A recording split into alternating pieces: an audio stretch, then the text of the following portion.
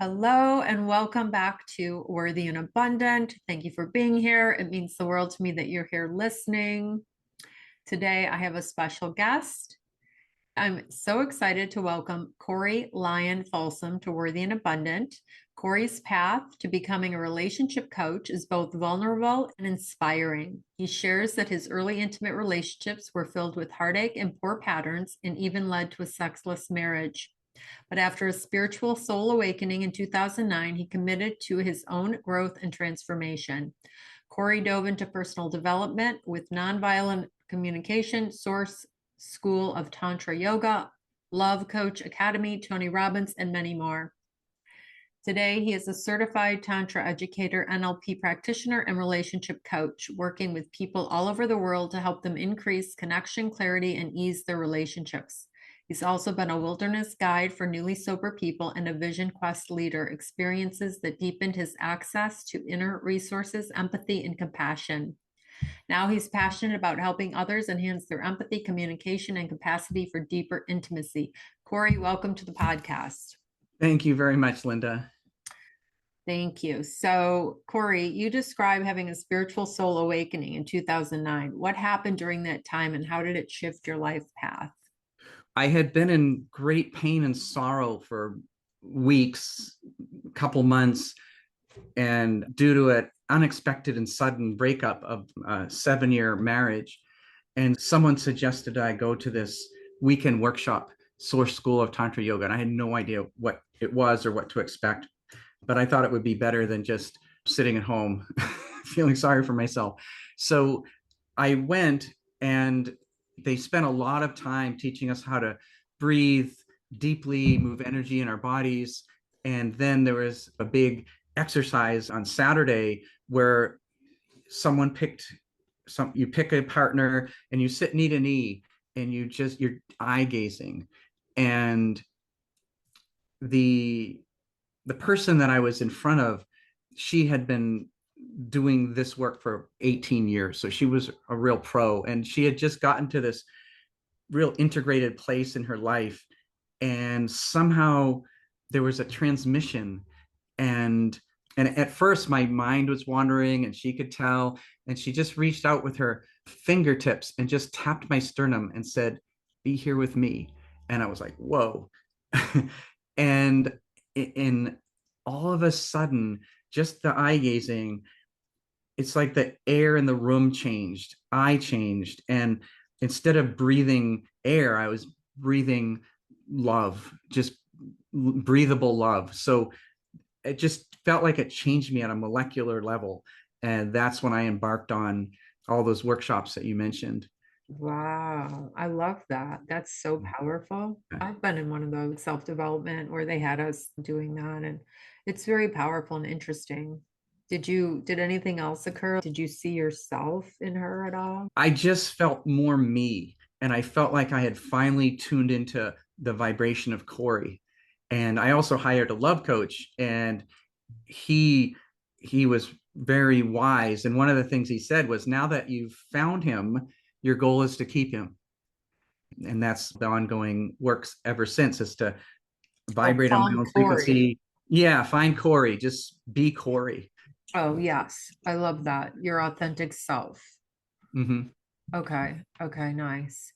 Beautiful. So let's see. I had a few questions for you. So you've studied with a wide range of teachers. Which of these had the most profound impact on your life and why?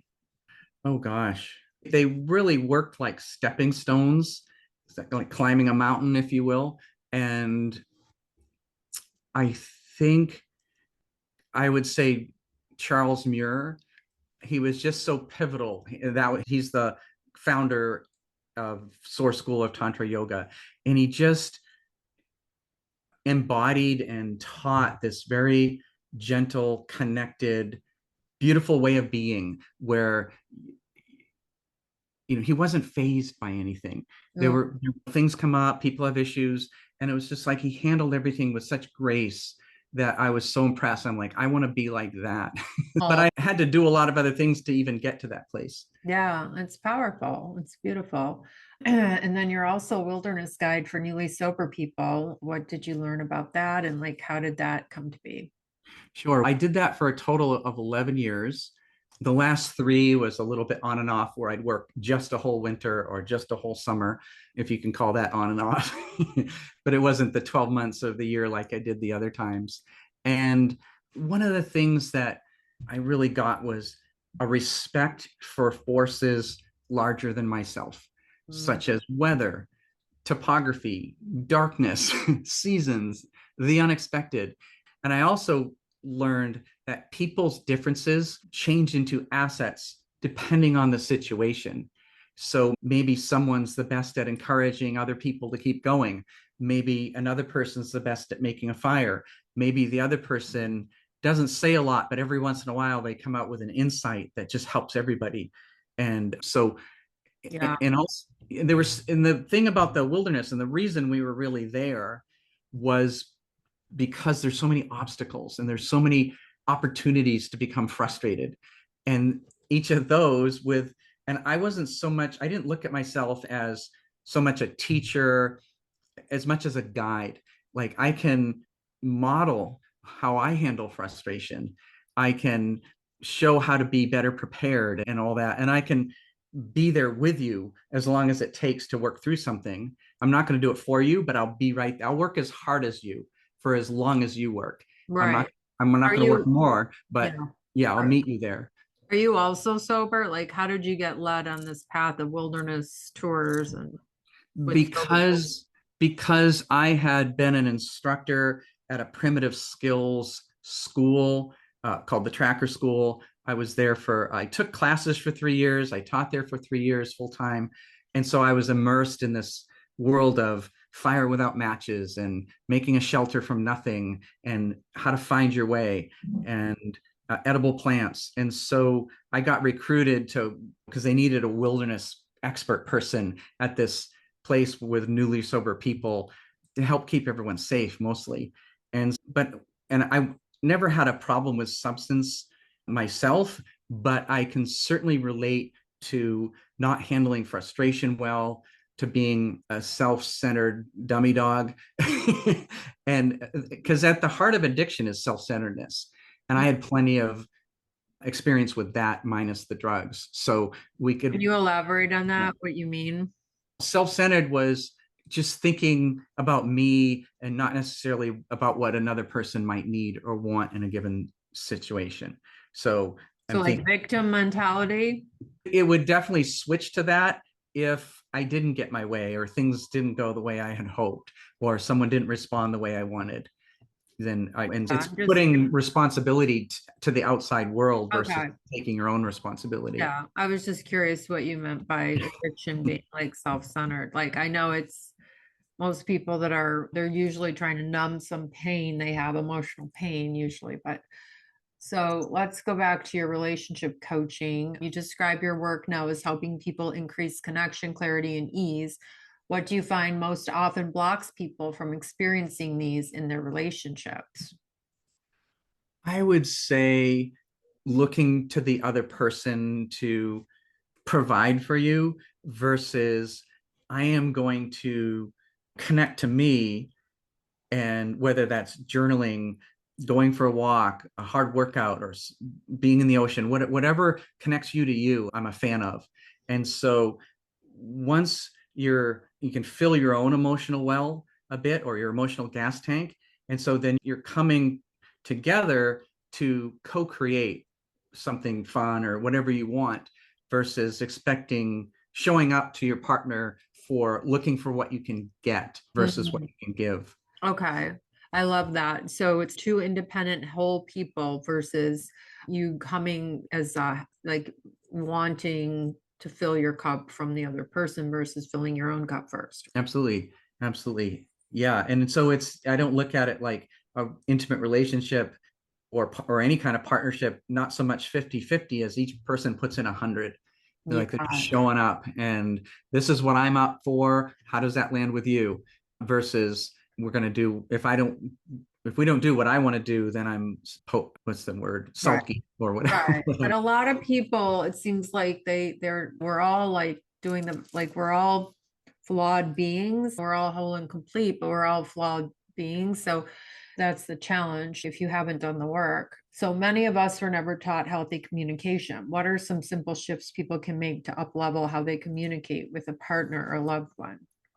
Oh, communication's probably my favorite subject. It's what my book Soul Statements is all about.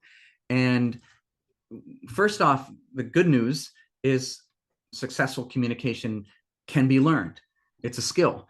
And part of it, the setup is to be able to know yourself. So you're speaking from true wants, true values, true desires. And so if you're the more you're connected to your own center, remembering who you are, what you are, why you are, then you can speak from that clarity.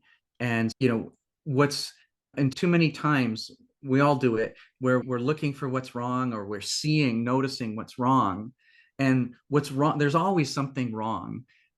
And It's on the easy other to hand, find. It's easy yeah, to it's find really easy, flaws. especially since that's what our brains are designed to do. And also what's right is always available. There's always something. And so the more we focus on what's right, and the more we can practice being grateful for that, then we're better off, and we're a better person to be with. And just holding my own circumstance a little more lightly, because yes, I've had heartache, hardship, but not less than or more than so many other people. And so it's Just not, different, different. yeah. And it's a wonderful thing when you're in a companionship with someone, is to just pretend that they're the most important person in the room, and attend to them and listen to what they're interested in, I love and practice that appreciation. I put couples on a complaint fast for, hopefully they can do it for a month. But if you have complaints in your head, instead of saying them out loud, flip them into a request. Figure out what you would actually like instead, and maybe speak requests instead of complaints. Just skip right over to requests. it's And great. then the pro version, as I write in my book, the pro version is it, even the ones that aren't said out loud, that you flip those too. The complaining inside your own head is not really just because you didn't say it out loud, that's not necessarily good enough to really get where you want to go. You have to change it inside too. What does that look like? Journaling it out or It looks like choosing I'm different? complaining that the shoes are left in the doorway where I'm going to trip on them, or the kids are going to trip on them, something like that. And just going, you know what? There's so much other that's good about what's happening, that I can deal with that. I can move them if it comes to that. And when I don't have to have a snarky attitude, I can say, hey, you know what? I moved the shoes, no big deal. I can keep doing it. And it'd be, I'd appreciate if everyone else moves them too. So I'm not always the only one. Just instead of, so that you've gone to the request, and you're not having to point finger and just make a complaint without offering any kind of solution, or just making it lighter, hopefully, is a good thing. And one of the big things with communication, that really goes a long way, is acknowledgement. And so say someone's else is complaining, or they're maybe just talking about something that's made them upset, you can say, well, I hear this is upsetting for you. You don't have to agree that they should be upset. Maybe it wouldn't have made you upset. That doesn't matter. The point is, it made them upset. They're upset for their reasons, and you can just acknowledge that. And too many people don't, because they don't agree. So Right. get agreeing, just acknowledge, okay, I hear this is upsetting. Yeah, we're all allowed to have our feelings, right? Yeah. And so we can't like even my adult son, but I remember it's just all the things, right? We don't like when I grew up, my mother or whoever's, don't cry, here's an ice cream. But now we know that you need to express your emotions. It's if you don't, they get stuck. but, or they manifest in the body and different things, but that's my belief. But like, people are allowed their feelings. And I just know that sometimes we say things like, oh, you shouldn't feel bad, because it's no, let them, people can feel how, right, however they want to feel. It's interesting. Yeah. And the other thing too is it's nice to have another neutral person, like maybe it's your pickleball buddy or some other person that you can complain a little bit to, or maybe just say, Yeah. hey, there's this thing, it's a little sticky and I'm not sure how to get through it. You have any ideas? And so that you're not just bringing every little problem to your partner. I see. Yeah, I recognize that some people don't have friends, and it's important to have friends to talk to, or a counselor or something. But so empathy plays a big role in your work, and you talk about how it deepens intimacy and it heals disconnection. So, what role does empathy play in deepening intimacy? I would say that empathy is like a healing balm, and it helps get out of the snickety snack of saying this and saying that, and just going to and connecting on a deeper level, a human level. And one of my other teachers, Scott Katamas, he taught me a wonderful thing, which is when you're feeling affronted or disrespected or something like that, instead of just opening your mouth and saying, hey, I don't like that, whatever it is, but to acknowledge your own heart, acknowledge the woundedness, and you can just put your attention on your own heart and think to yourself silently, ouch, that hurt. It's okay. And you're just offering a little, you're saying, I Self-compassion. acknowledge that I feel my heart is You're feeling something. triggered, right? Yeah. Like you're So recognizing that you're being triggered, and instead of attacking the other person, to give yourself self-compassion for noticing. Oh, yeah. the power. And so there's that beauty of acknowledgement again. So that because if someone acknowledges me when I'm upset, oh, I get this as a problem, I'm immediately 50% less upset because they heard me. And a lot of the arguments are arguing for you want to be heard, like this is a big deal to me. And if someone gets it, you're like, oh, thank you. Yeah, yeah. And if you can just go straight to your own heart, then you're not grasping for that from the other person. You've given yourself a little acknowledgement, a little pause, and I love going, it's that. okay.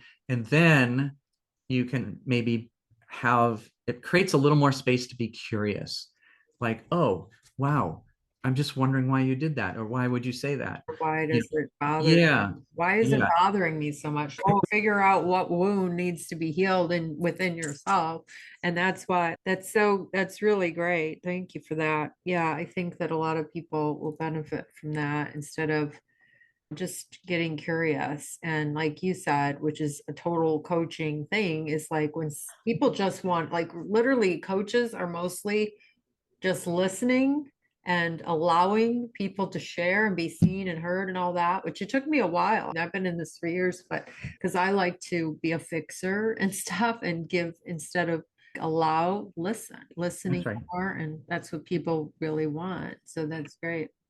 So, how do you help people move from conflict into compassion when emotions are running high? Probably you just shared, right? Yeah, and if they're running too high, where you're going to blurt out something that is super unkind and you can't take back and the other person can't unhear it, you can call a yellow light or a red light.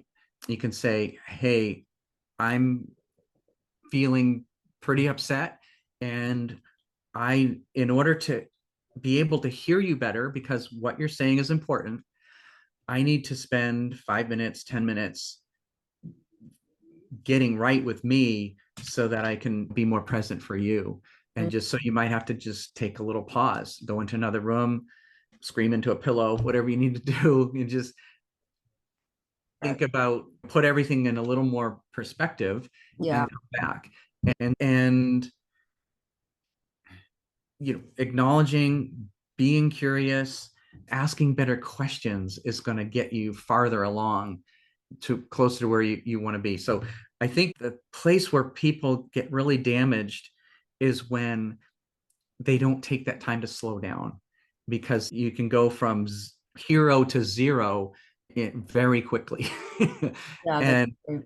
yeah, and you don't want to stay at zero. You want to be like, hey, wait, I need to defend myself. No. And so it's, whoa, slow down, self-acknowledgement, acknowledge them, be curious about what's going on.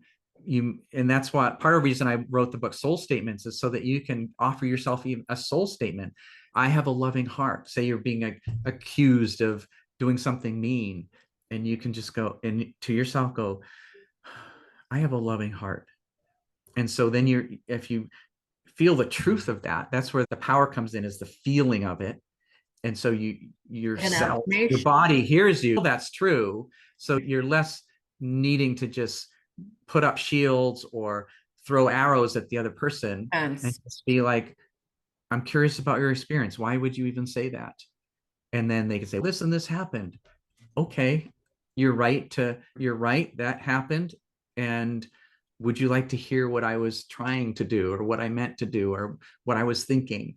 And I'm so sorry that was your experience, because yes, I did those things. That was your experience. And I don't want you to feel like that. So can we deconstruct it? I'll tell you what I was going on with me, and we can come up with a way to do it differently going forward. So you mostly coach couples, correct? Yes, I coach couples, and I also, the other kind of big demographic that comes to me are single women who, they're either about to be single, or they've been single, and they want to prepare themselves to meet someone special.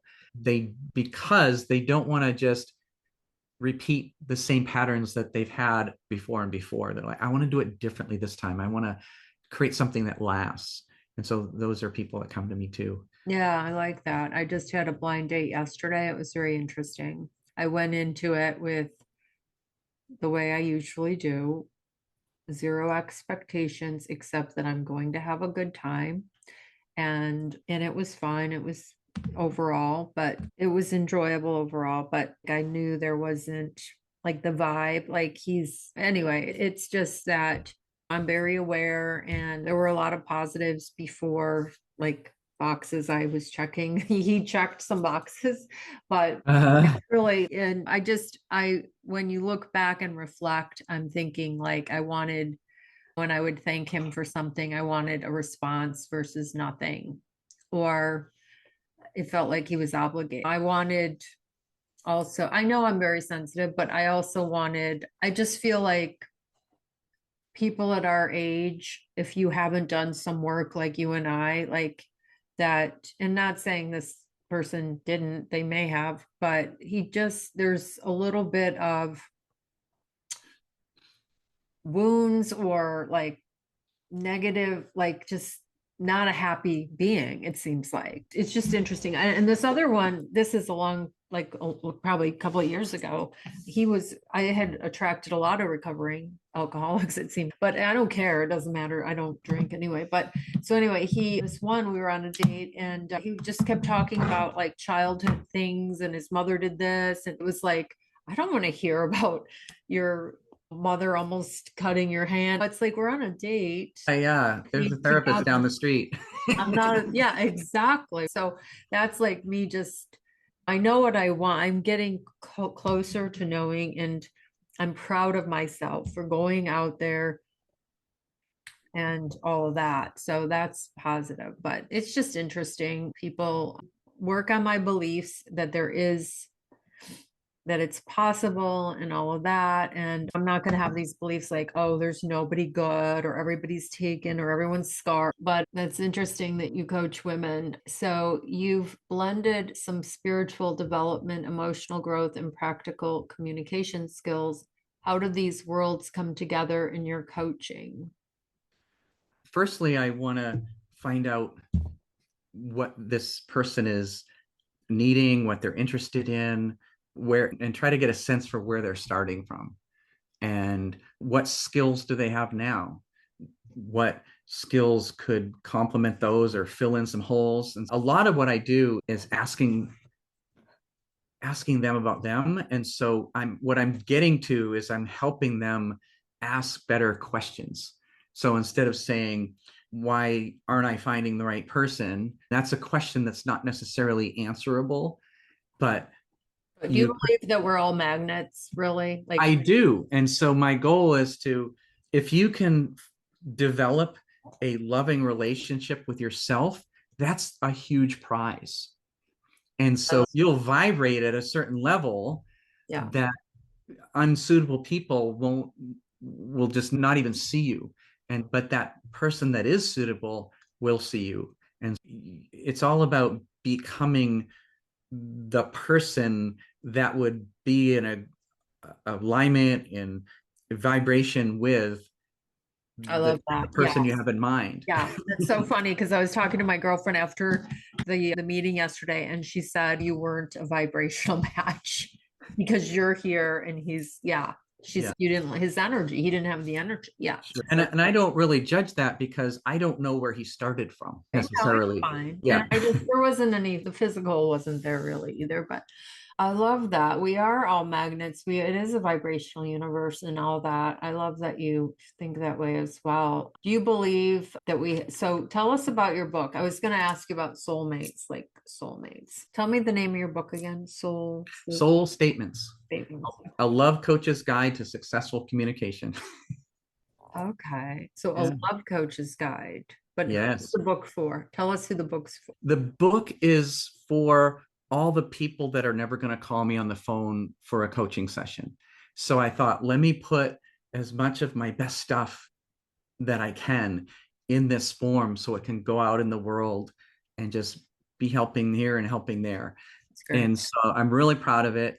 And the soul statements, I coined that phrase or that term to describe something that's really true and unchanging and good about you down inside. And so it's the whole book's based on, and the soul statements concept, it's based on the premise that answers and truth are in your center. And there's a path to make that voice in your head become more resourceful and more loving and more kind. And so, Starts with yourself, loving yourself. yeah. And so the first step is realize that you're having an unhelpful attitude or thought. And then you declare a soul statement. If you're by yourself, you can say it out loud. If not, silently, and feel the truth and the rightness of it and that feeling that thought generates. And then your Yeah. next thought is informed by that. So it's better. And I'll actually say to myself many times, I can't believe I'm thinking that again, that unhelpful worst case scenario thought. That's your default, right? Yeah. And I'll say, I used to believe that. And what's really true is there is strength in my center. My body is healing itself. I can trust my deep knowing to guide me. So those are soul statements that I use. And then I'm like, wow, that's actually true. There is strength in my center. There's grit inside me. That's true. And when I feel that, my body hears me thinking it, saying it, and they go, uh-huh, yeah, yes. And Conscious. so then I can operate the next second from that place. Yeah, very powerful. Like some things that I would say is I'm lovable Yeah. and I'm a Yes. loving person. And the love in my life begins with me. Awesome. Love it. Yeah. A lot of it's Louise, some of it's Louise Hay, but I also have affirmations up here on the wall, but I put them all around because I have my childhood programming and conditioning that didn't serve me and does not serve me. So it's powerful. And I was in a relationship in 2017 for 2 years and I wasn't who I am today. So I attracted this particular person, insecure, all the things, because that's who I was. And then I've evolved and grown and stuff. In the last 3 years, pretty much been healing, working on me and all the things to become a better version of myself. And then becoming my own best friend, my own best advocate, just sharing. And that's why the podcast is called Worthy and Abundant. It used to be called Empowered, and I changed it. I changed it temporarily to abandoned to abundant. Now it's worthy and abundant because we're all worthy just for breathing. Mhm. We walk around thinking we're not worthy because of something that happened in the past or because of something we were told or we experienced. You know this, right? Absolutely. And why not build a relationship with your own heart? Like literally, wow, I can feel it. And it's doing its thing on my behalf. And it's been doing it since before I was born. And it will do it. It will do that for me my whole life. And it doesn't hurt to say, oh, I notice you. Thank you. Thank you Mm, for being there. Beautiful that's heart. beautiful. Yeah, because I always tell women, like, we've been criticizing our bodies for so long.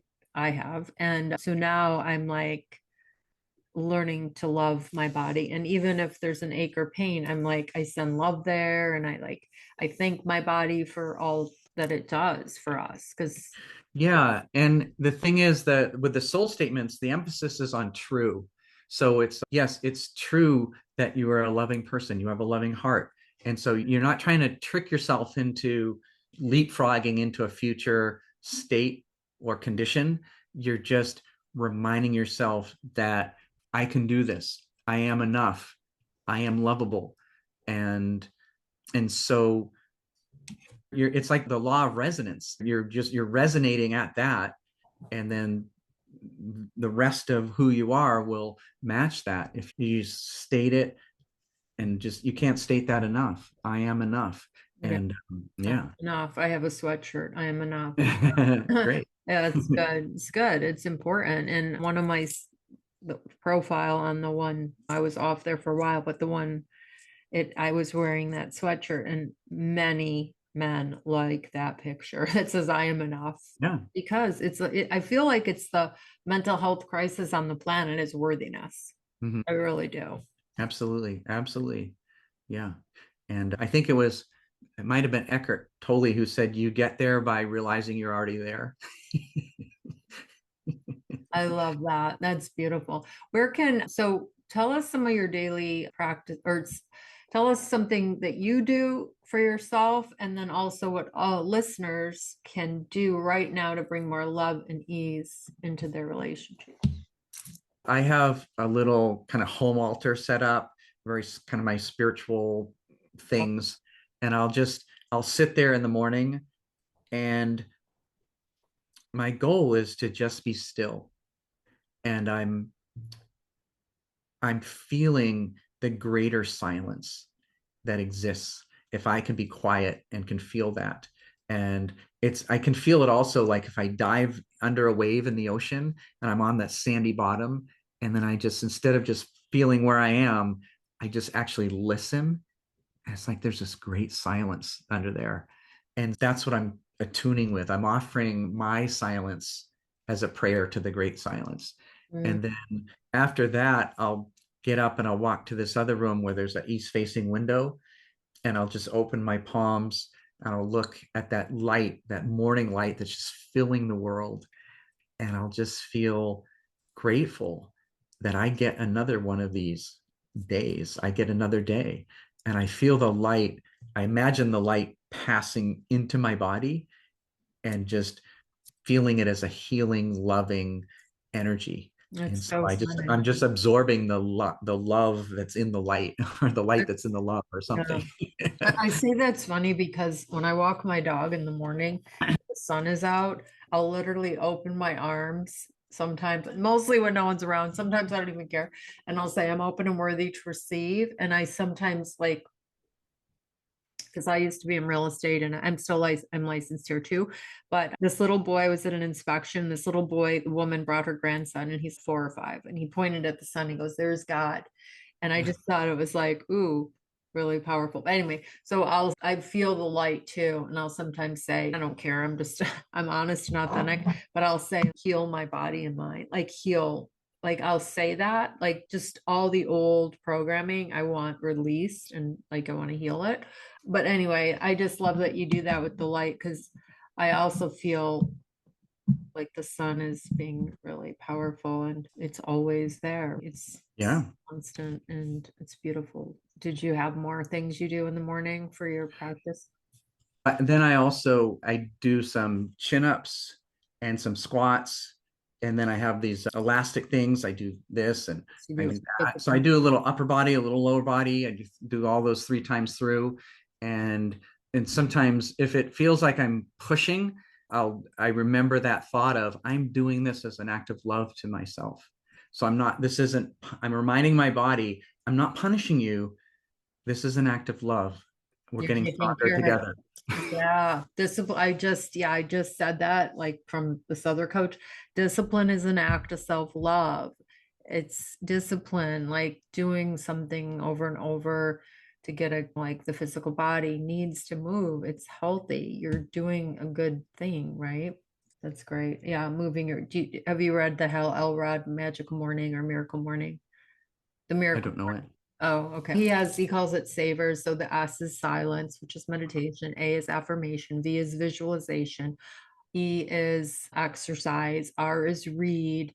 And then the S is scribe, like writing. So savers. He calls it savers, but it's all the things, the morning practice. But you don't have to do everything every single day. But if you have 5 minutes to yourself in the morning, you could read something. I like to add gratitude and prayer. Like even if it's, dear God, thank you for a new day. And then heal me, guide me, show me to the next, or show, I like to say, show me, guide me, lead me to the next right action towards my goals, dreams, and desires. Very And nice. use me as a vessel for good.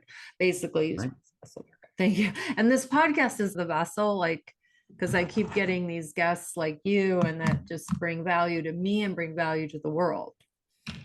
Love it. Thank you.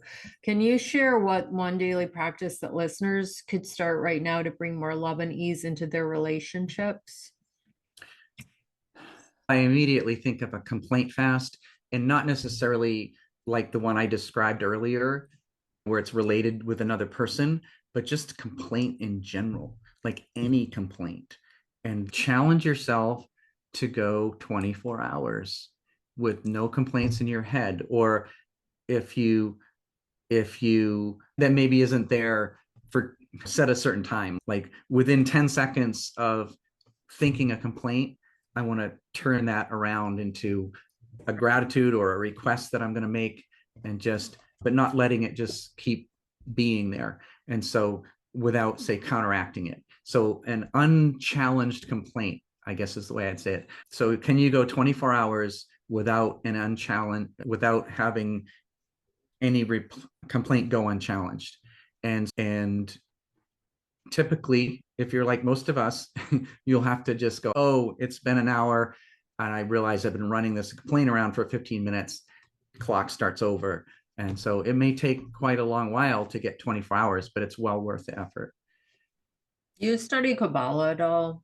I haven't. Okay. So like in Kabbalah, it's ancient wisdom, Jewish, but it's all people study it. David Gim. Anyway, if you like, he basically, one, you can't talk negative about anyone. And also it's like complaining is just like any negative, that's just, you're blocking your blessings. You're blocking your blessings. Like gratitude, you can find a underlying blessing and gift in everything, it seems like. But gratitude is huge. And I love practicing it. I've been doing it for 12, 13 years since I had a debilitating illness. And it was part of my way to heal.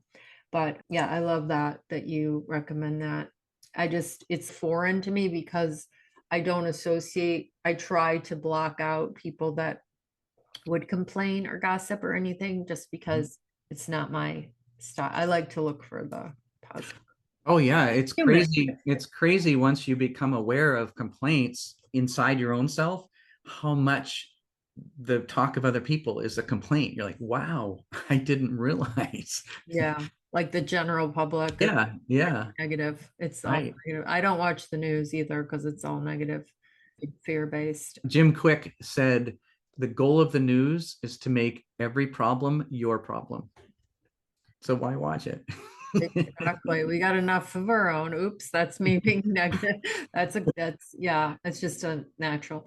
So, is there anything else you want to leave with listeners before we find out where they can connect with you and learn about you and coaching together? And Sure. I was thinking about a couple things in my a little excerpt, and then I also have my question about page soulmates. 11. If you believe in soulmates and if we have more than one. And I'll just say this one.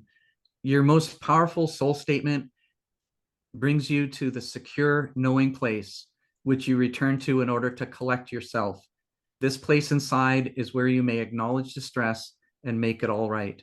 A soul statement can let you access the strength of your character and allow this knowing to inform your next action or non-action.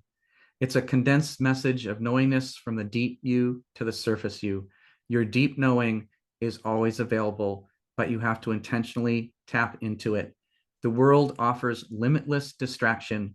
You must intentionally choose to turn down the volume on the external world. So be still and know, as the scriptures say. Yeah, I mean, it's all like a lot of us say the answers are within us. You just have to quiet the mind to get there. We're our own That's guru. right. We That's are right. our own guru. Yeah, Yeah. it's Yeah. beautiful. Thank you for sharing that. Yeah, it is very important to quiet the mind, even if it's walking in nature or if you can't sit still and stuff. Do you believe in soulmates though? I'm curious.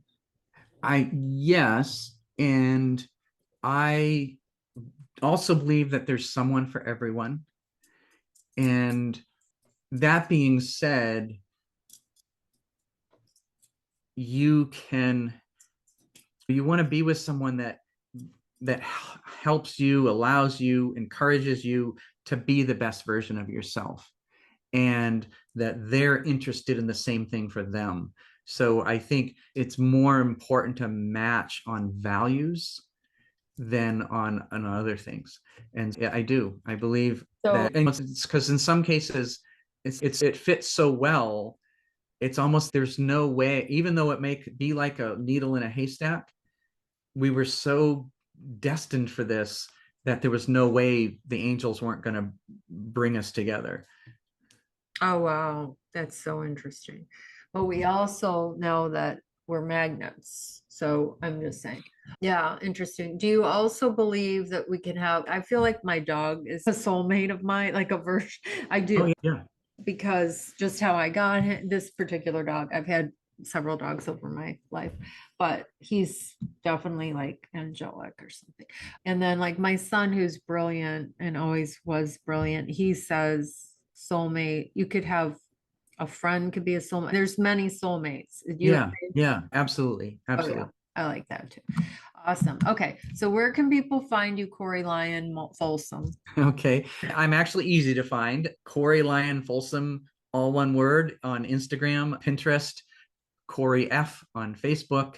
And but my website, corerelationship.com, has coaching info as well as a couple dozen articles I've written, my theories on my approach on things.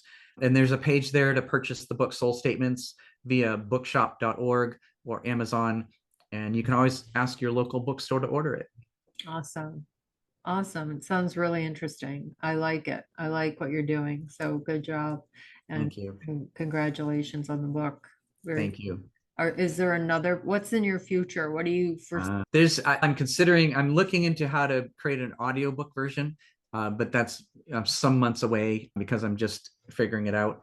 But I'm thinking of a children's book. I'm thinking about a card deck, Oh, and I have there's 4 or 5 other book ideas too. I love the card deck. A Okay. million card deck. The affirmation, yeah, that's great. And then children book, that is also brilliant. I love that. Okay. Thank you, Corey. This is so good. I'm glad to meet you and share your journey and your story and your book and good stuff. It's been a pleasure, Linda.